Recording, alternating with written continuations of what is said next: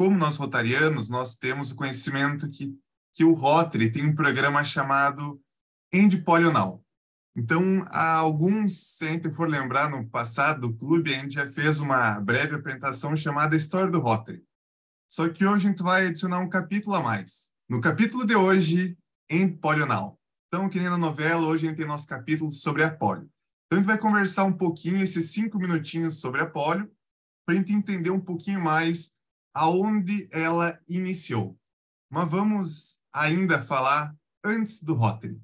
Lá em 1894, Carla, por favor, se eu errar alguma coisa, pode abrir o microfone e me corrigir aqui, porque não sou da área médica, sou da área que pesquisa na internet e depois monta aqui para nós.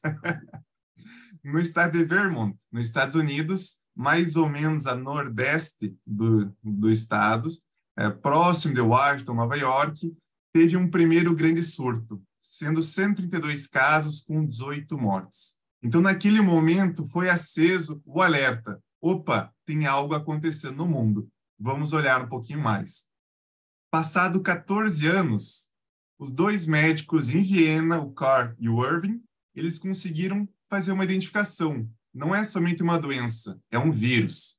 A poliomielite, ela é altamente infecciosa e principalmente afetando crianças de 5 até 5 anos de idade.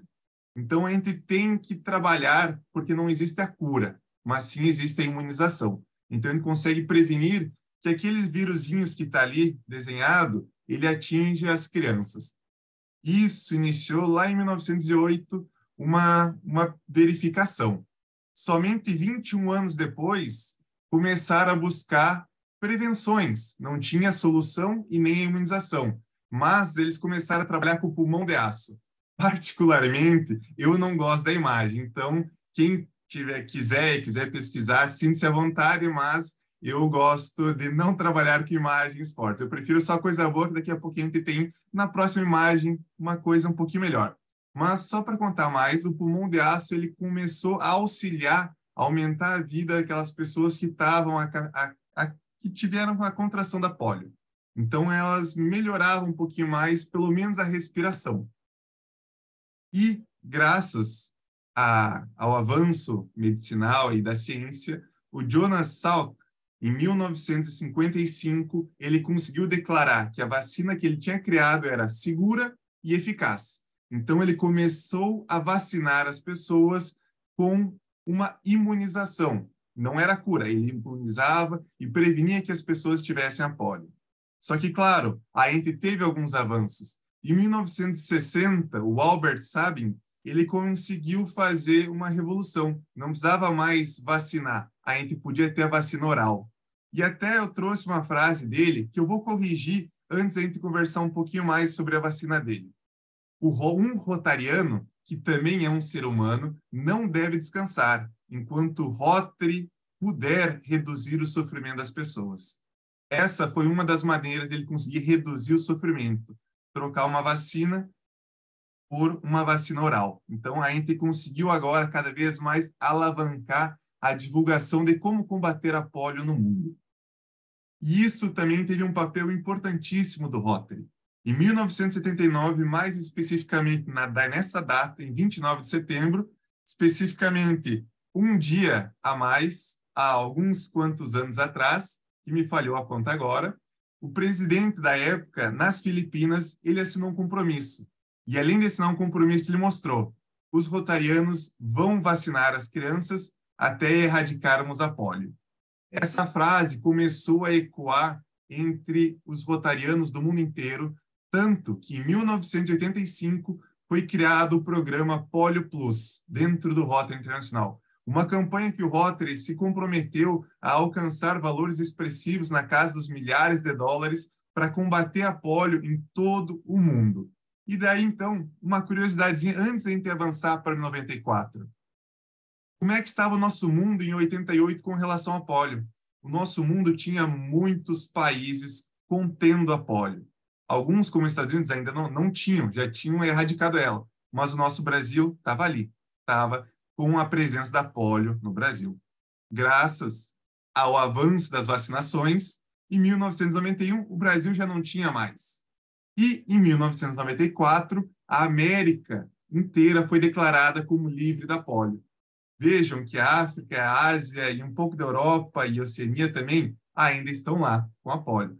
Mas os avanços do Rotary continuaram surtindo efeito. Porque em 1985 eles falaram em 10 anos erradicaremos a polio. Vejam, em 94 não estava erradicado.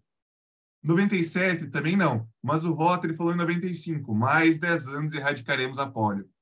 Pois bem, conseguimos avançar muito, tanto que em 98 conseguimos chegar no ponto onde a Oceania ficou livre. E em 2000 foi reconhecido como a Oceania e a China livres da paralisia infantil. Então, com 15 anos, livramos, digamos assim, a polio de todas as Américas, a Oceania e a Europa. Faltava alguns pontos na Ásia e na África, mas os esforços continuaram. Tanto que em 2003 conseguimos reduzir drasticamente a contaminação na África. Ficou somente esses poucos países.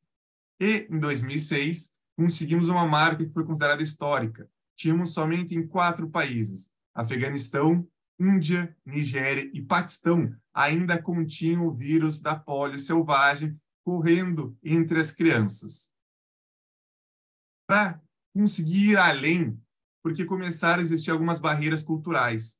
Como que a gente conseguiria vencer as barreiras culturais? Uma campanha global chamada Falta Só Isso, com pessoas conhecidas no mundo inteiro. Então, tínhamos pessoas internacionais, como Bill Gates, tínhamos pessoas nacionais, como a Isabela Fontana. Busquei aqui de uma nossa conterrânea, a erechinense, a Alessandra Ambrosio, que também participou, mas eu não achei a foto dela para colocar hoje, e muitas outras fotos regionais de países. Então, por exemplo, para convencer na Ásia, colocaram o Jack Chan, colocaram várias personalidades locais para a gente conseguir fazer o avanço na campanha Falta Só Isso para acabarmos com a polio.